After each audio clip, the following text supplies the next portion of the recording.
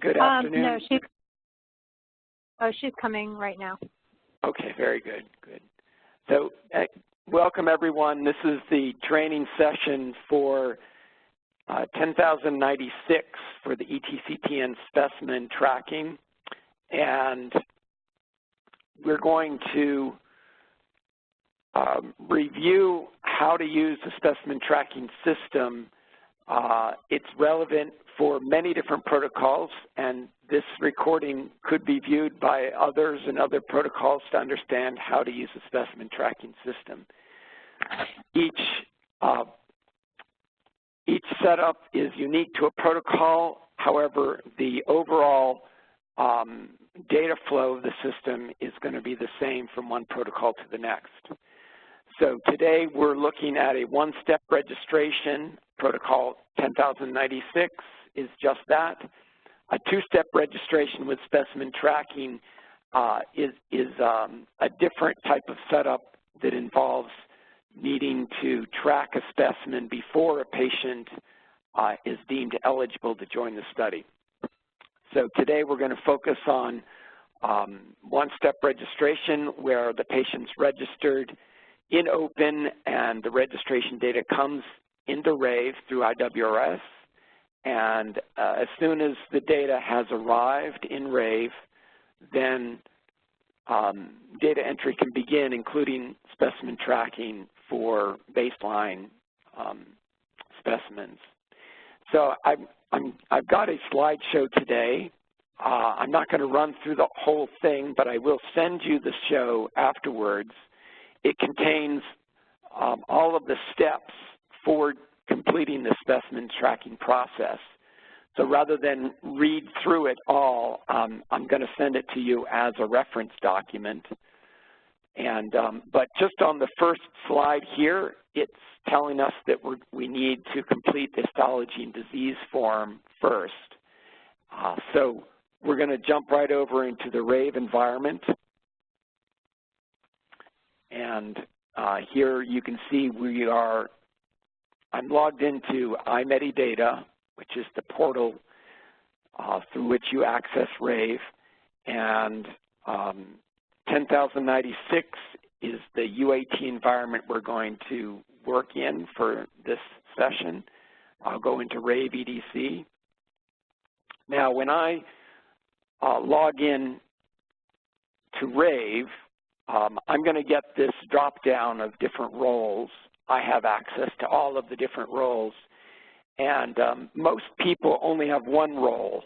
So, for instance, they might have the CRA specimen tracking role, which is the role needed in order to enter specimen data. At the biorepository, the ETCTN biorepository, they would utilize the biorepository role. But also personnel at a lab that receives specimens would also use the biorepository role. And that role focuses in on just the data that's needed in order to deal with the analysis of the specimen. So today I'm going to utilize the CRA specimen tracking role, and we come into, oops, there was one thing that I forgot to do in setting this up, so let me quickly address that.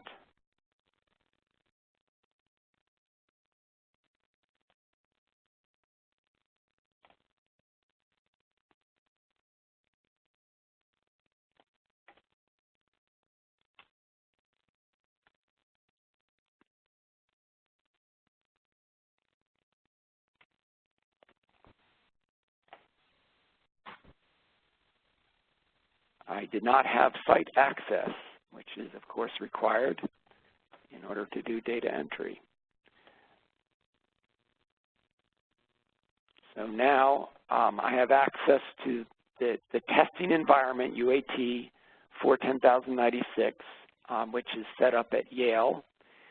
And I've got a test patient here, CT018-0017, patient 17. And that patient data was entered in the open UAT environment, which is where patient registration begins. When the registration was done in open, enrollment data was entered for this test patient, and we see here the gender is a male, African American, not Hispanic, a date of birth, a date of registration, and some basic demographic data about the patient. This particular form is the starting point, but the data entry is done not so much here, though it can be corrected here. It's done in open.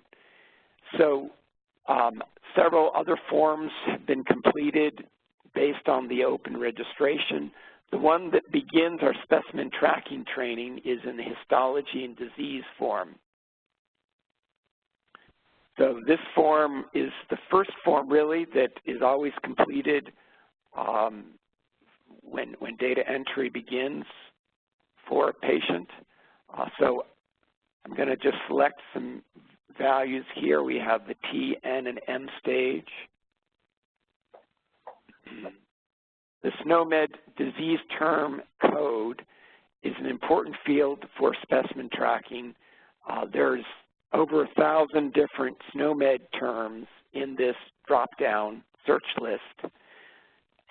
And suppose that this patient, I know that your study is focused on prostate cancer, but it could be that they have cancer in their colon, and that's affecting the prostate. So we've got colon carcinoma specified. I just began typing colon, and it gave me a search list of just those types of diseases. Next, we have a short field for entering some histology. I'm just going to say histology data, diagnosis of the prostate cancer. Suppose it happened on the 3rd of February, 2018. We have the Gleason state and the date of diagnosis of metastatic disease. Let's say it was confirmed, or this diagnosis happened on the 2nd of March, 2018. And we have a selected drop-down list for the sites of this, and I'm just going to say other in this case and say colon. Current use of biophosphonates, I answered yes. And so we've almost completed this data entry screen, and we come to the pathology report. So with the specimen tracking, we include several different locations where pathology reports can be uploaded. The pathology report is needed in the analysis of the specimen. The biorepository is very dependent upon receiving these reports. The pathology report in this case is just a general one, not connected to a certain specimen, but to the patient's disease. And a lot of pathology reports contain the patient's name or their hospital number, and that personal information needs to be redacted before the report is loaded up into RAVE. So we're not going to load that quite yet, and I will show you the preferred way to redact that information in a little bit.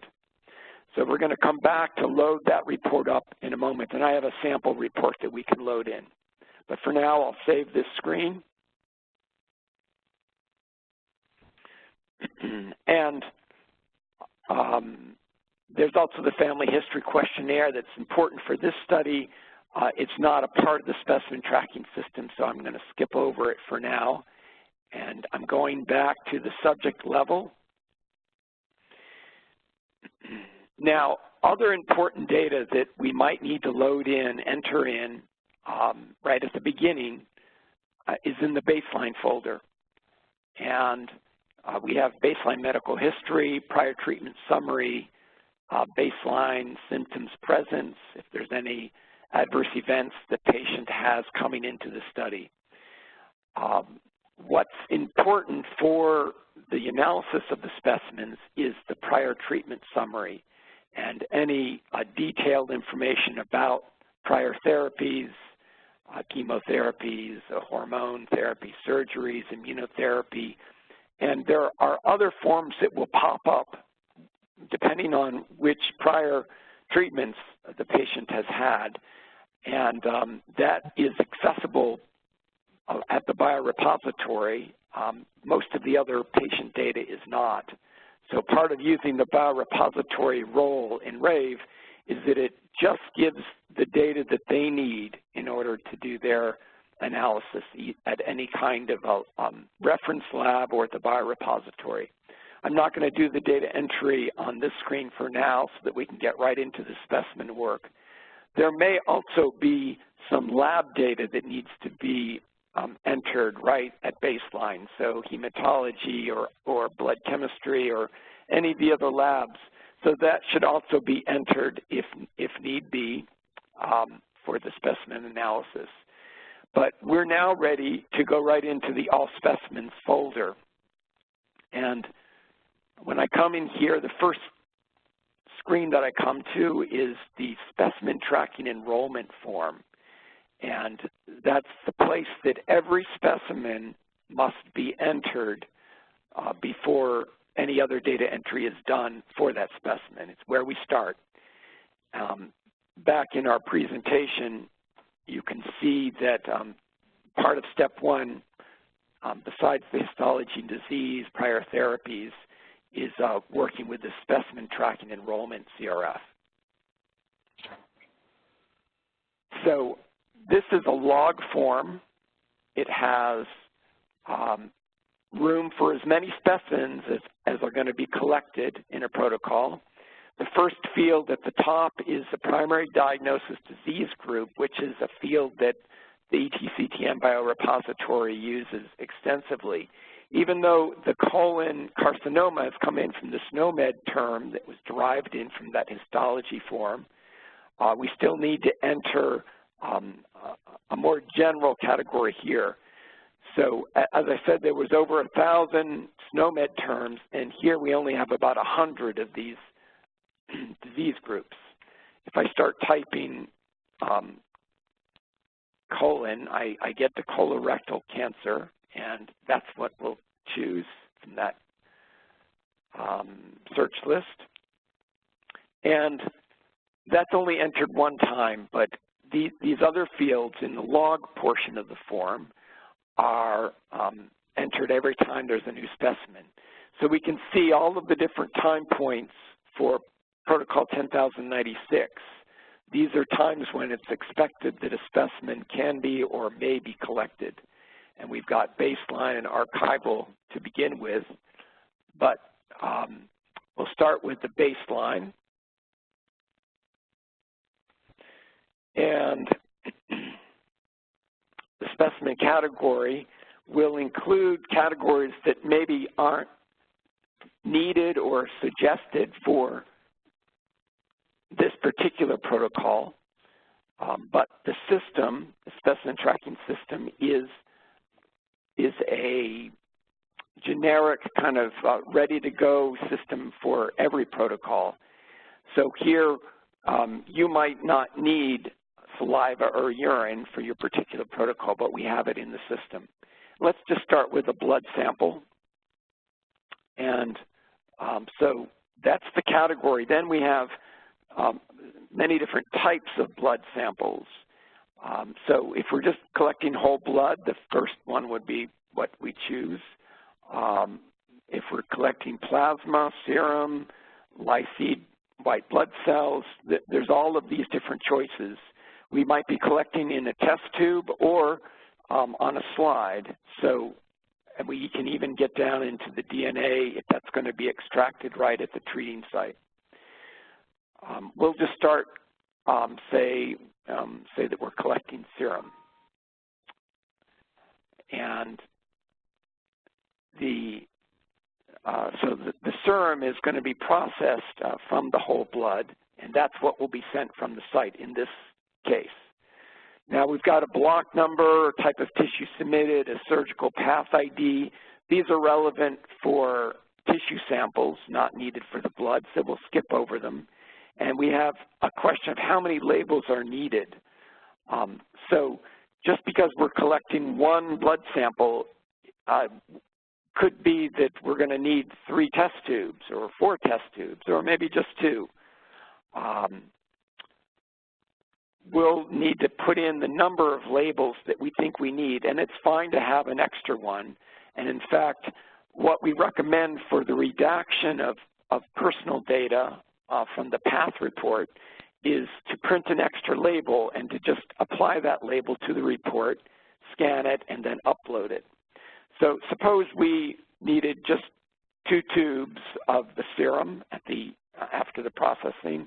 So I'm going to print 3 labels, giving me an extra label to apply to that path report. Now here, we have another opportunity for uploading a report. At the request of CTEP, we allow for a report or 2 sometimes to be associated directly with a particular specimen. So if there is a pathology report or maybe even some other type of molecular report, surgical report, radiology report, you can upload that report here. And again, it needs to have personal information redacted from it. And Hi, so, sorry, this is Chris Jameson. Sure. Hi, sorry I'm late. Hi, Chris. We had to get started, but we'll catch you up. Wait. Right. So I'm going to, I could upload a report right now. Again, I would want to make sure that data was redacted from it. So I might want to print my labels first before uploading this report. I'm going to save this. And I'll just quickly add another specimen. Suppose we put in a tissue sample.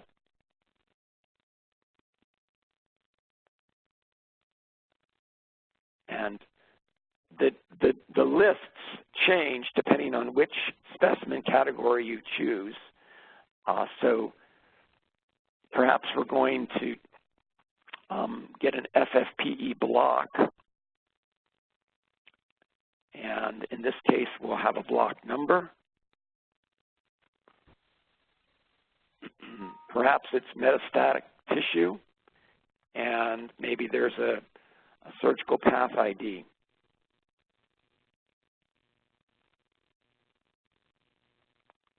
Maybe we, again, just need one label for this block, but we'll print an extra one for a report that might be uploaded for this particular specimen. So I'm going to save this, and now I'm going to show you how to print labels. So we can go right into that process. If I go out to the subject level, the label report is listed right here. And when I click on this, I get a filter screen where I can specify a time point and or a collection date. We haven't entered any dates yet. In fact, I probably expect that you'll be printing these labels before the exact date is known. So we just entered one type of specimen baseline. If there were other specimens here, we'd see all of the different time points that have been entered. Now, the way that the labels get onto the specimen is going to be different from one site to the next. In some cases, the lab worker themselves might be taking this training and at the treating institution, and they might be doing the data entry into RAVE. Or it could be that some other data manager is doing the data entry. Could be the nurse, could be somebody who's been hired to just do data entry. And the labels can be printed wherever they are and then sent down to the lab so that the labels are there when the specimens are going to be collected. So I am ready now to submit my report. I don't need to put in the collection dates, and in fact, there's nothing here.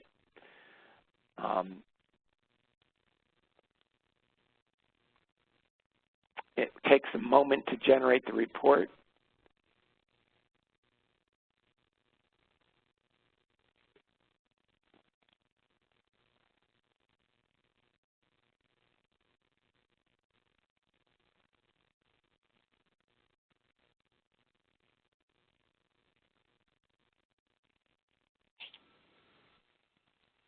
You all expect computers to be lightning fast, but unfortunately, sometimes they're not. So here we are in the report, and the report's designed for label printers, special printers that are just set up for printing a label as opposed to any other type of document. So that type of printer is often available in labs. And if you don't have such a printer, I can give a recommendation for one, or you can use a regular printer. It's just that it's going to print one label per page. And if at the bottom of this screen, you might just barely be able to see down here, it says page 1 of 1+. If I click on the right arrow, it's going to go one page at a time. If I click on the arrow that's next to it, and that takes me to the very end of the report, the last page, and it will show me that I've got 5 pages because I asked for 5 labels. And some of the labels are for the FFPE block, and some of them are for the serum. So what we have in this particular label, can everybody see this okay? It might be kind of small print. Yes, I can see it fine. Thank you. Great. So this particular label is a standard Avery label. Which is what the ETCTN biorepository recommended using. It is 1 inch high and about 2.5 inches wide. So could be a little bit big for certain test tubes. We are aware of this problem and are going to try to make some smaller labels, including a label that has a barcode on it or a QR code. So that is in development, and as soon as it's available, we'll roll it out to your study as well as to others. Right now, there's a number of things I'd like to point out on this label. The first identifier here includes the protocol number 10,096 and then the treatment patient ID. So in this case, it was patient 17 in the UAT environment. So the first identifier is this protocol concatenated to the treatment patient ID. The second identifier is what we call the universal patient ID. It's an 8-character identifier that is unique to the patient. So this particular person will receive this same ID no matter which clinical trial they're in. From one clinical trial to the next, if they do participate in more than one, they're likely to have very different treatment patient IDs that usually includes the CTEP ID of the site where they're registered at, and then the accession number of their entry at that particular site. The universal patient ID is a way to always be able to connect a specimen to a person outside of a clinical trial, but at the same time maintain confidentiality. We don't see the person's name or their social security number. We don't see their hospital record number. This is the function that generates this ID is a protected function, and but it generates the same ID for a particular person every time. The second line, we've got the specimen ID, and that consists of the protocol number of the study, the universal patient ID, and then an integer that represents the collection order of the specimen. So this is the second specimen that was collected for this patient. So it says -2. We have the protocol time point of baseline. This is the formalin-fixed paraffin-embedded tissue block, and then there's some codes. The M stands for metastatic. The block number is the second code, and the third code is that surgical pathology ID. A blood sample is not going to have these codes, and then we have a field for the date and the time. This data will be handwritten on the label in this case, and I believe in most cases you'll be printing the label before you know the exact date, and the time is always optional. It depends on the requirements of the protocol.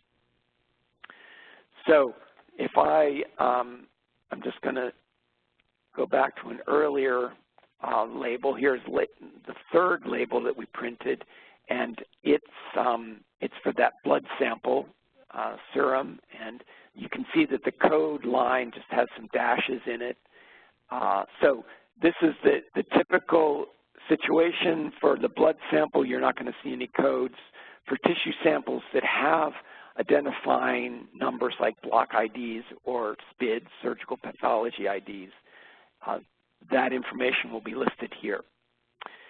So this is a report showing up on my screen. If I want to print it, I've got to go to my printer icon, and it's going to generate a PDF that can then be sent to a printer, and that way the interface doesn't have to worry about the direct connection to the printer, but I can specify page setup information here.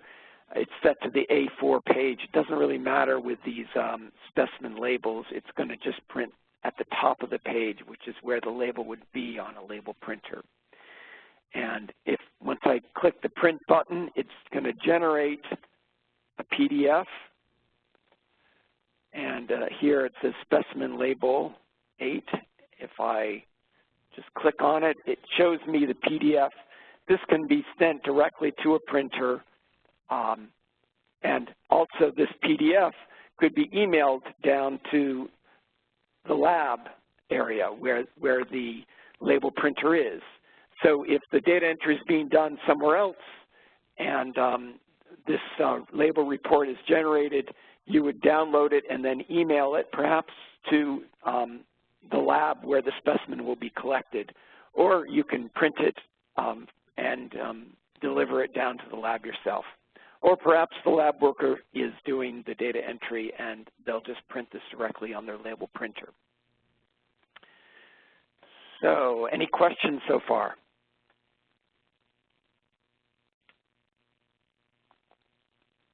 I take silence as a no.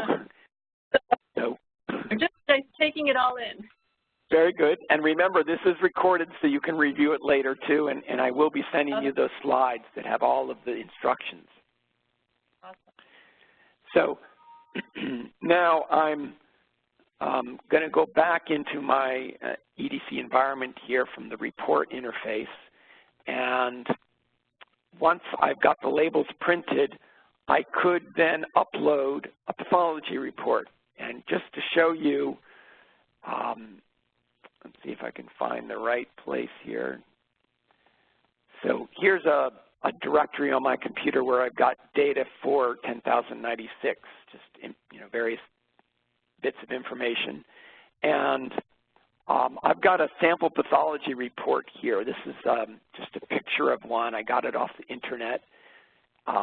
And it's got a patient's name of John Doe and a medical record number, and that's the kind of data that we can't have on the report in any kind of clear way. So what we're asking is that you would put that extra label right over this information, the patient name, any private information that HIPAA regulates. We would like it to be redacted. And the redaction can be done with a magic marker or by putting the label right on here. The good thing about putting the label on is that it associates the universal patient ID with this pathology report. And so let's just close this. And I did that very thing. I put a label on this sample pathology report, and here it is. So I pasted the label right over that patient name and the medical records number.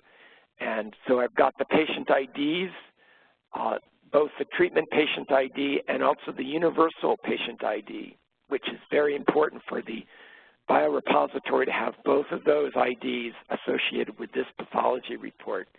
The specimen ID in this case is not important if this is a general pathology report, but it would be very important if this was a pathology report associated directly with a particular specimen. So we've seen now those reports. I'm just going to close this whole, I think it's closing, maybe. There we go. Back in the Rave EDC environment, if I go back to my enrollment folder and to the histology and disease form, I can now upload that pathology report here just by clicking the edit pencil. I'll choose a file, and it's going to zoom in on someplace on my computer.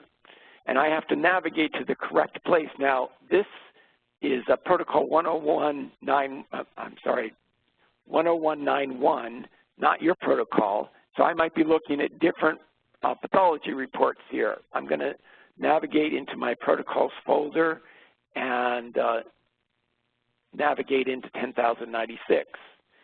And here, sample path report with label, that's the one that I just showed you. We also have the sample pathology report that has the personal information showing. We don't want to use that one. And so notice this is a picture file, PNG. That's a certain format for pictures. It's a very small size. That's good. We don't want something enormous. It will slow down the database. A PDF is also fine to upload. It's a little bit bigger, 438 kilobytes, but still relatively small file. So I'm going to select this and save my form. And it is now uploading. It's done it quickly. It's now uploaded that right into the Rave EDC environment.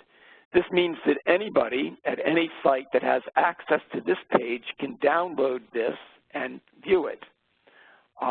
And specifically, any reference lab, they will have access to this histology and disease form, as will the biorepository. And so if the path report doesn't come in the box, which is the preferred way, the biorepository especially likes to receive a hard copy, at least they know they can navigate right into Rave and view it here. So if I click on this link, it shows up in my downloads area in the bottom here, and if I click straight on this, it opens up in a browser window. And here is that same report that has the label applied to it, covering up, thereby redacting the personal information for the patient. So we'll just, we've now saved it in here. I'm going to go back to the subject level and go back into the All Specimens folder. When I created these records for these baseline specimens, two different folders were created, Specimen 1 and Specimen 2. So the order, the numbers that you see here, that would be the order of the data entry was done in this log form. If I add another one, suppose I realized, oh yes, there was an archival bit of tissue.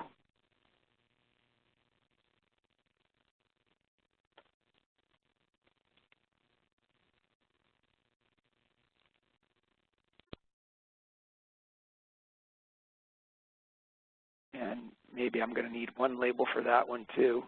So notice in the upper left corner right now there's just 2 folders that when I click Save,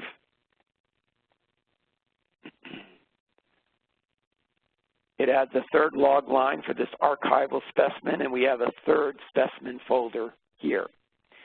So let's take a look at the first folder. That's for this first log line for the blood sample. I'll click into this folder, and I'm in the specimen transmittal form. It has a number of data points already derived in. We see the universal patient ID. That was assigned during patient registration. We see the specimen ID that was on the label that we printed. And we see the primary site of disease, the primary diagnosis disease group, the protocol time point, specimen category, and specimen type. So the category is the broader classification, and the specimen type talks about exactly what's going to be sent off from the treating site. So here's where we would enter that sample collection date. So this screen might typically be completed after the specimen was collected. So suppose it was collected yesterday. I'm going to put in the 22nd of October, 2018. And whether or not the time is important is dependent on the type of specimen and whatever the protocol requirements are. So we could enter a time or perhaps not. And now we have a collection tube type for this blood sample. This is a search list of many different typical types of test tubes, and there's even 2 pages of different types of tubes. It's a search list, meaning that I don't have to select, I can just start typing. So if I type in a C, it takes me to CPT, but it also has ACD in there. It sees the C, and I'll just choose this CPT. I'm not sure if a CPT tube is the right one for a serum sample, but I know a few things about clinical research, but I'm a computer programmer at heart, and so I give my apologies if I'm choosing something that doesn't make sense. If we were going to collect the blood on a slide, we'd use the slide prep type. And here's where we say the number of samples collected. Now, it could be that in order to get the serum, we collect maybe 3 tubes of blood, and then in the aliquot process, we end up with just 2 tubes of serum at the end. So the number of aliquots would be something that, you know, could change the number of containers, and then we might have the number of aliquots could be greater than the number of original tubes or not. It just depends on the process that's being utilized. Now we've got a relevant process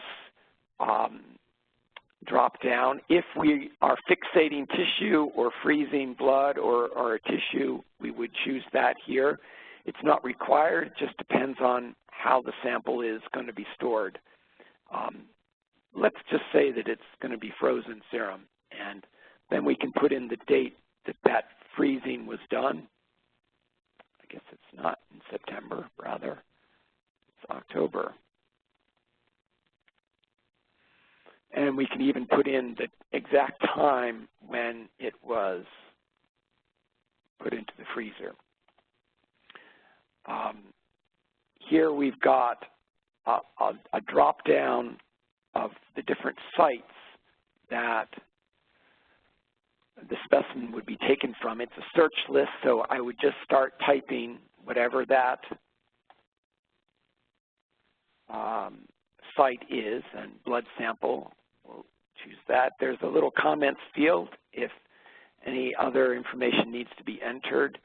The field can be expanded. As you can see, I can just, by clicking a hold of this little lower right-hand corner, I can change the shape of the field. Some comment. And then I'll save. And so this specimen could be ready to ship out, or maybe there'll be another specimen included in the shipment. I'll show you right now, we'll go right into the shipping status form.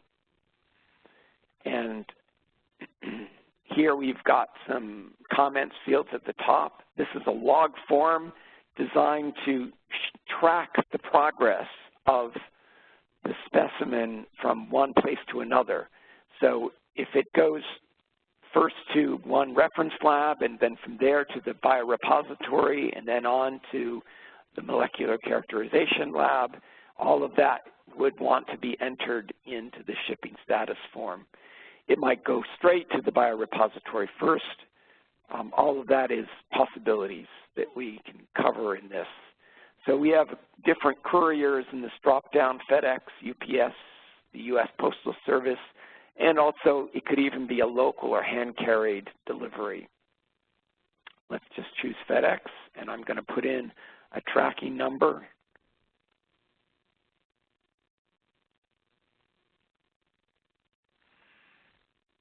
The source is, where is the specimen coming from? Since in the UAT environment, we are at Yale University, I'll just start typing Yale in here. And when I type the Y, it immediately comes up.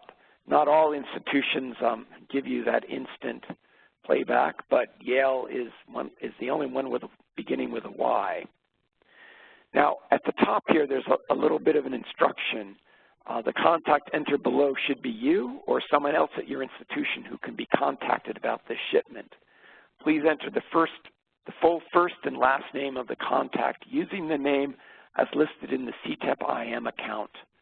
The contact should be a RAVE user. If you go by Kathy Smith, but your CTEP-IM name is Catherine Smith, please use Catherine Smith below.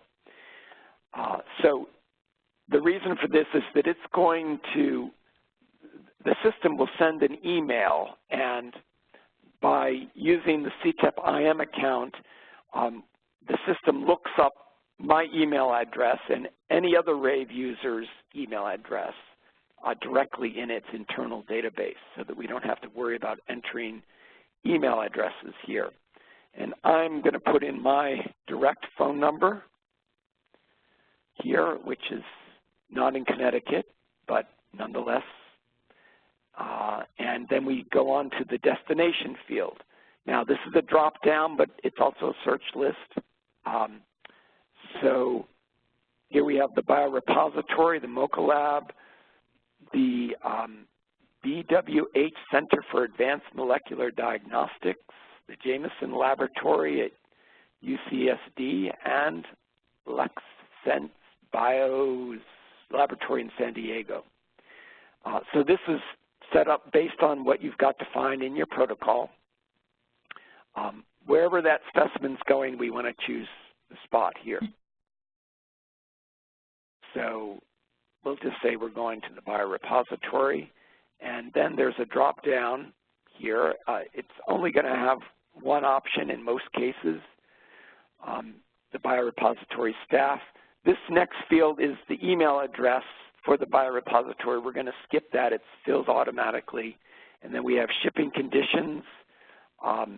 This was the blood sample that was frozen, so let's put it on dry ice.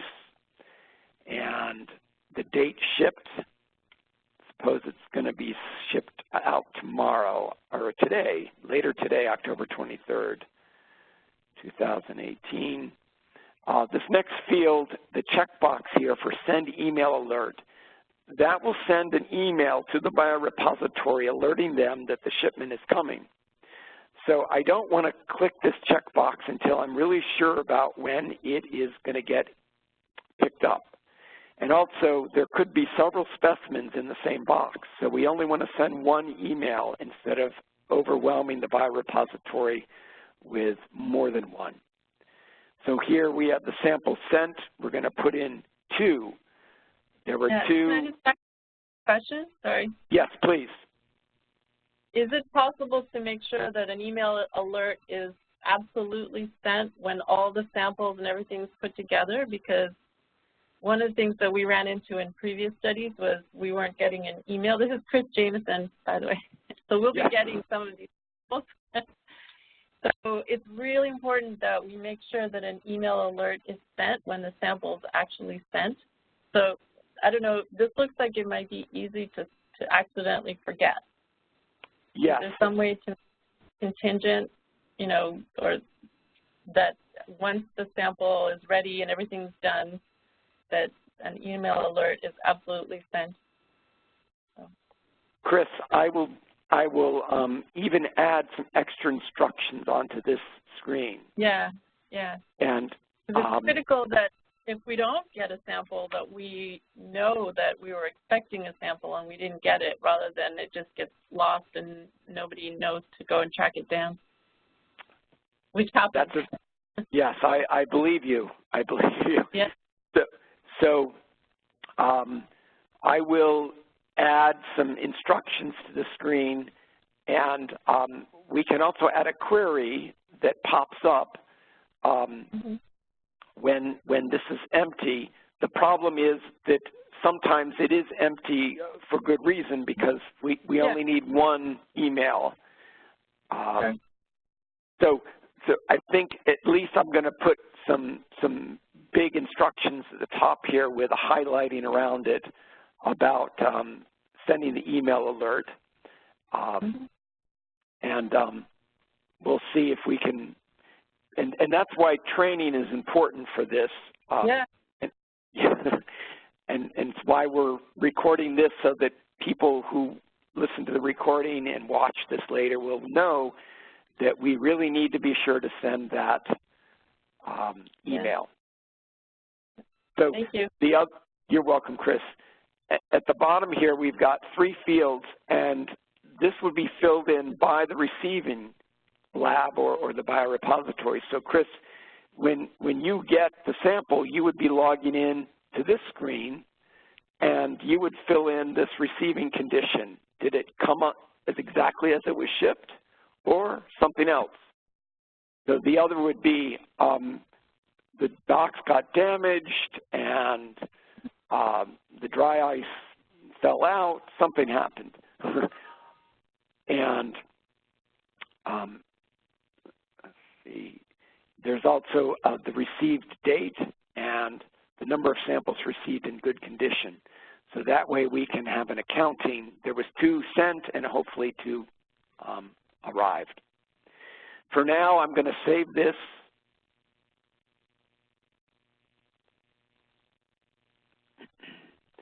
And so you can see that we've got an email address that's been added in here.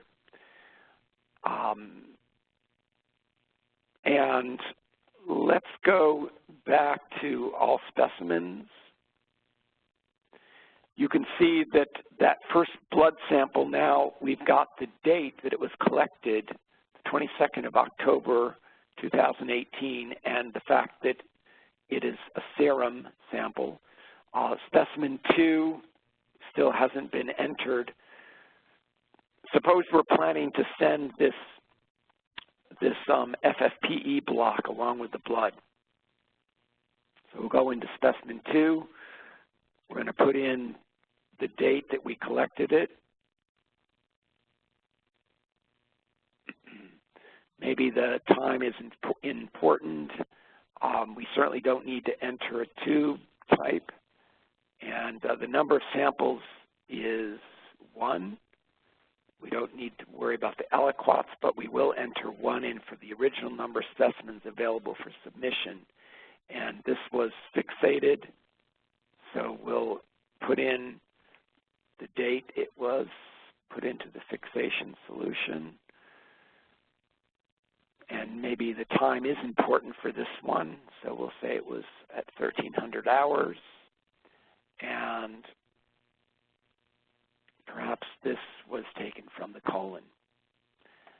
I'll save this, and I want to go back out to the All Specimens folder for a moment and show you the tracking contacts form.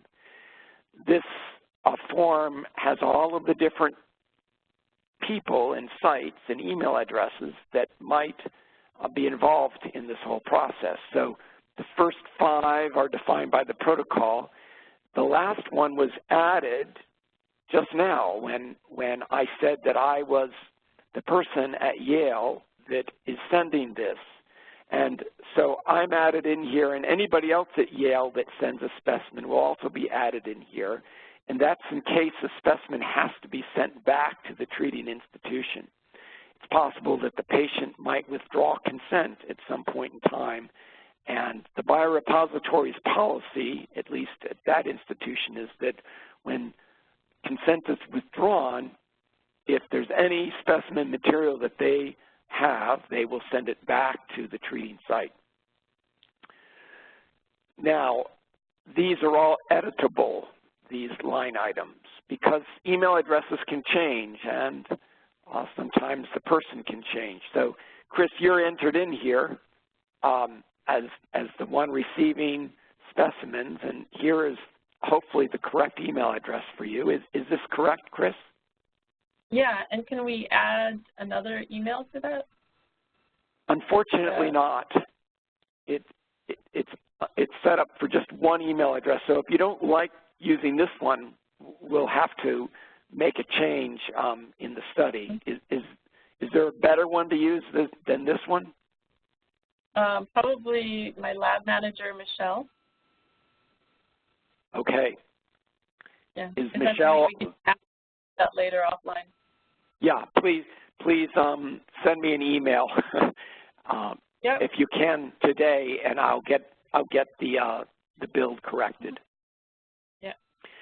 So now I want to send a sample email, but I don't want the biorepository to think that you're actually sending them something right now.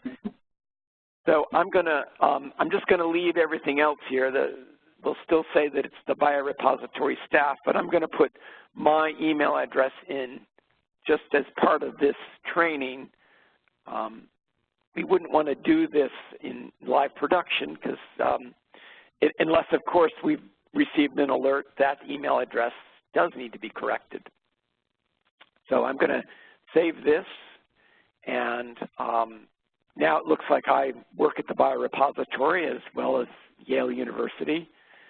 I get around. So going back to the FFPE block, if we look at the shipping status form, it's empty. But if it's going to go in the same box, I don't need to have to re-enter everything. We have a utility form called copy shipping. And all I need to do to refresh the flow table, click the checkbox and save the page. So I'm going to click this checkbox. Sometimes you have to edit it first. And when I save the page, Rave will go through the entire database for a particular site and get all of the different tracking numbers that have been entered. Right now, there's only this one, but very quickly there'll be quite a long list here. And it's important to know that this list might even go on to a second page. So there'll be pagination if you have a long list. You'll need to go to a different page, but every page can be sorted. So if I click on the tracking number, it's going to sort it with numerically. I can also sort by the ship date, so that might be very useful to find the shipment that I'm just about to send. So either one of these are used to reorganize the list so that you can find what you need to find quickly. Now I want to copy this, and in order to do it, I've got to edit this line. I'll click the edit pencil and click the checkbox, and when I click save, it's going to copy in this tracking information into the shipping status for the FFPE block. So I look back here, and here it is, the tracking number, and it is now got my email address in for the biorepository. There's one thing I must do, two things really. I must enter the sample sent and click Send Email Alert. So I'm going to edit this log line record. I'll click on the Send Email Alert. It was one FFPE block, and I'll click Save. So it's going to send an email to me. It will arrive in moments. But before we actually send these specimens in a box, we need to print the shipping list out. So in order to find that, I'm going to come back to the site level. All the shipping lists are not at the subject level, but rather at the site level. So when I come back out to my site, at the bottom here I see the good old specimen labels, but also the shipping list for 10,096. So when I click on this report, it allows me to choose my tracking number, and right now it's easy. There's only one tracking number to choose, but very soon in the production environment, there could be quite a few tracking numbers, so you've got to keep track of which tracking number you're about to utilize. I'll click Submit Report, and it's taking me, and it's going to redraw this screen.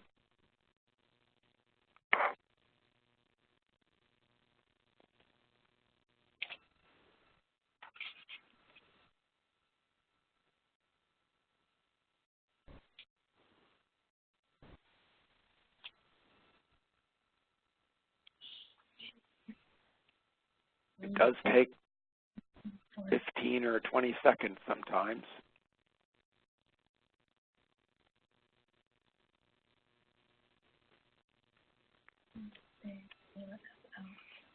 Now, one thing I want to point out is that the box that you send is most likely going to contain 1 or 2 or 3 specimens, but it could also contain a lot more. So you can do batch shipments, and you can include multiple patients in the box as long as you clearly identify the different specimens. Each specimen will have a label on it that has that protocol patient ID, the universal patient ID, the specimen ID, that protocol time point, and the protocol, the specimen type. So, and also it should have the date and the time. We've got the date and the time because we did the data entry, but the lab worker would have handwritten the date and the time, if need be, on the specimen directly. So this report works just like that specimen labels report. You would print it as a PDF first and then send the PDF to your printer.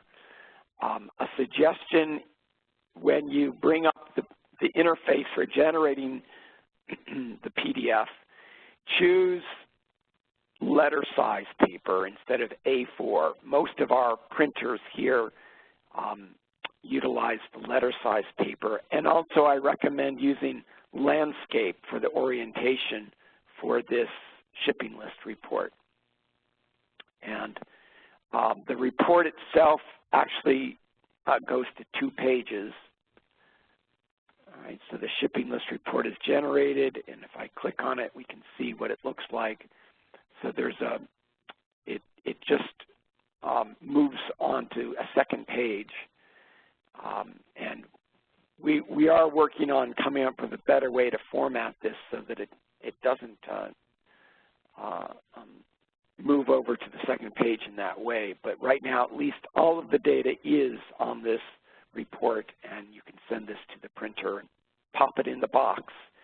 And if you can include the pathology report in the box, that's also quite welcomed by the biorepository. So we come back into our RAVE EDC environment, and if we had entered another patient, let's see, we might be able to quickly do that here. Here's another patient. All specimens. This was an earlier example. Suppose this was collected on the 20th of October.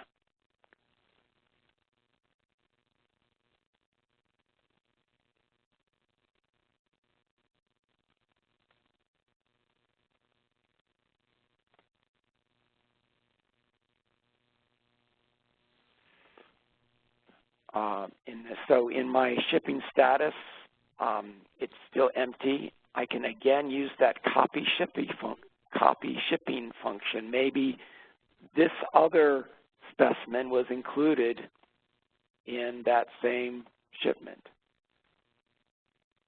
I've already, of course, printed the shipping list, but I can print it again. It's like, oops, we could throw this one in too. And here is the one tracking number that we have so far.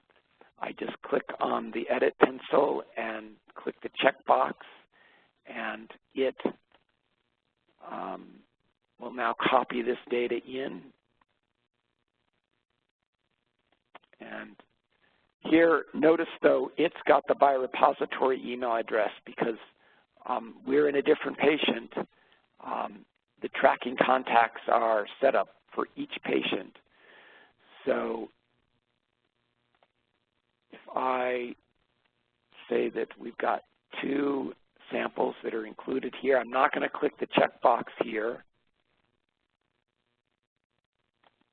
I'm going to go back now. We take a look at that shipping list once again.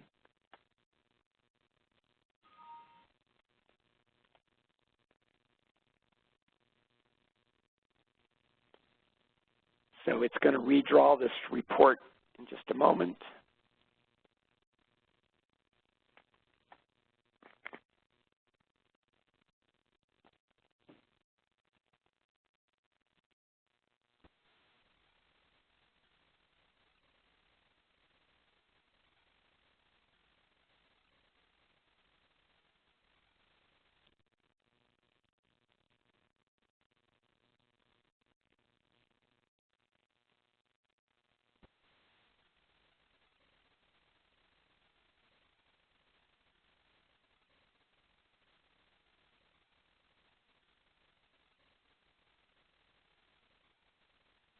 Those electrons are very busy inside the computer right now.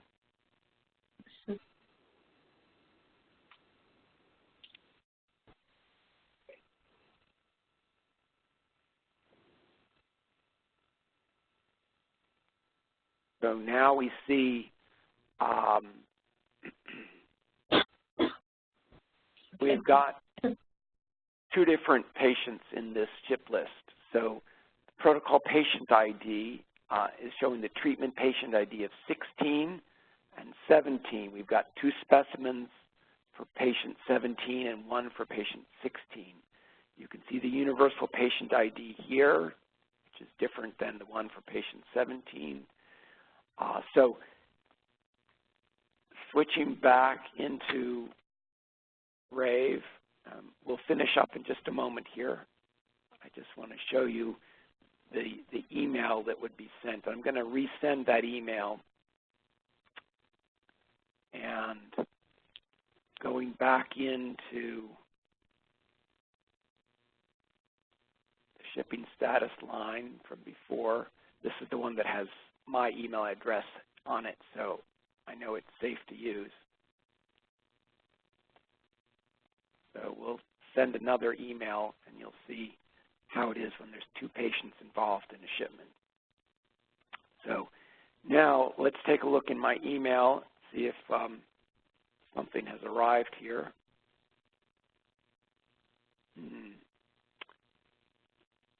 I do not see the email yet. It should have arrived previously. Usually right away it comes. So I will check that to make sure that something isn't wrong. It should have arrived right away.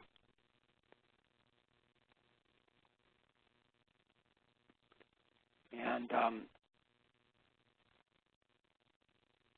if for your benefit, Chris, I'm just going to briefly show if I was going to log in with the biorepository role.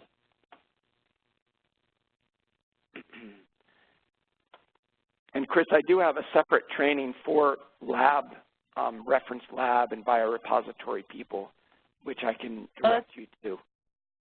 Mm-hmm. But I'm just going to, if I log in to 10,096 with the biorepository role, which is what you would be doing, and we'll go into that same patient 17. So now there's only a few forms that you would see. It's only going to show you the critical things that need to be available for specimen analysis. So if I look here at this All Specimens folder, this is where you would go to acknowledge a shipment. And so let's say we wanted to look at that first blood sample, and I'll just click on this record, and we just want to edit all of these. So we'll zip down here, and the receiving condition optimistically will say it has arrived the same as the shipping, and it arrived next day, October 24th, and we received 2 samples in good condition. Now, we've got a query here because it knows that October 24th is tomorrow, and a future date's been entered. So it's complaining, how can you possibly know that you did receive it? because today is still the 23rd. So it's nice to know that it's keeping track of things for us.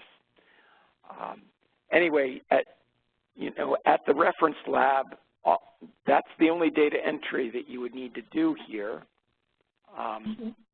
You can go in and look at baseline data. Now, there wasn't any entered in, but you'd be able to look at it, prior treatments.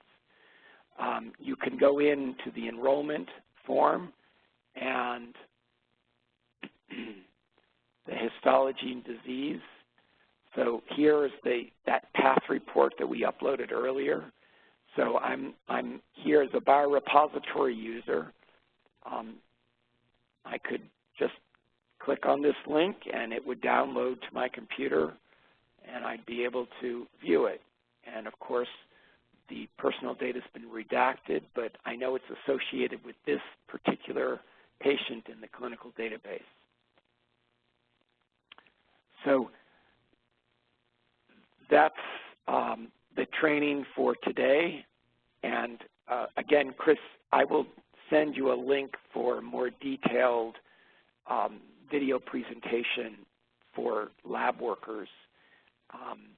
And are there any questions that anybody has other than the ones that have been asked already? I'm sorry, this is Chris. I missed the beginning part. So when will we begin to get these samples? I believe that depends on when the first patient accrues to the study. Yeah. Okay. I can comment on that, Chris. So right now so this study will be run across the ETCTN. All the sites need to do an SIV with Candy and I before they're allowed to be activated, and they also need to do this Theradex training before they can be activated. So right now we're working on getting our site up and activated first, and then additional sites will come on board. So phase one is going to be slow because it's a 3+3 design. So we are going to have to, obviously, like, you know, it will be slow. But I think it's probably going to be within the next couple of months that, you know, though there's central IRB approval, each individual site will have to do an expedited IRB review through their institution. So we were, you know, we knew about this study because I'm the PI, so we've got an expedited thing here at UCSD, but I think all the other sites are going to be trickling behind us. Okay, good to know. So we can, because there's a few things we need to get set up here in our end. To be sure we're ready. Oh, I hear you. That's great. Yeah. It's good for us all to be ready when the specimen starts going. Yes. So are there any other questions that people have? No, we're Are good. we getting, this is Arlene, are we getting a kit for this, for lab kits? That's something that we need to check with the biorepository with. They often do send out kits for the different specimens. And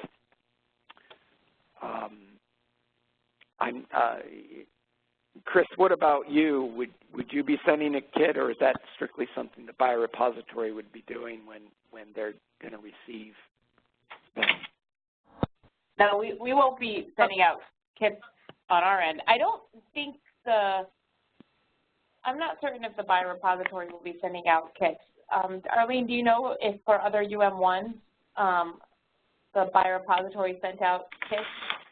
I mean, I think the only thing where it actually matters is the Shrek tube. I'm sorry, what matters?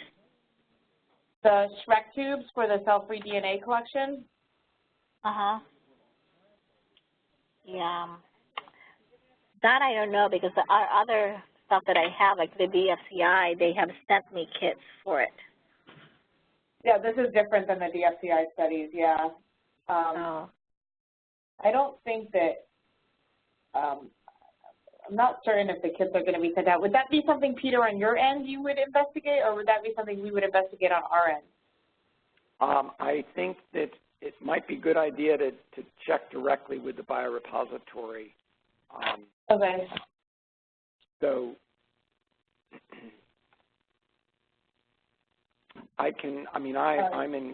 certainly I'm in contact with them, but if you, here's that recorder. I think we can stop the recording now.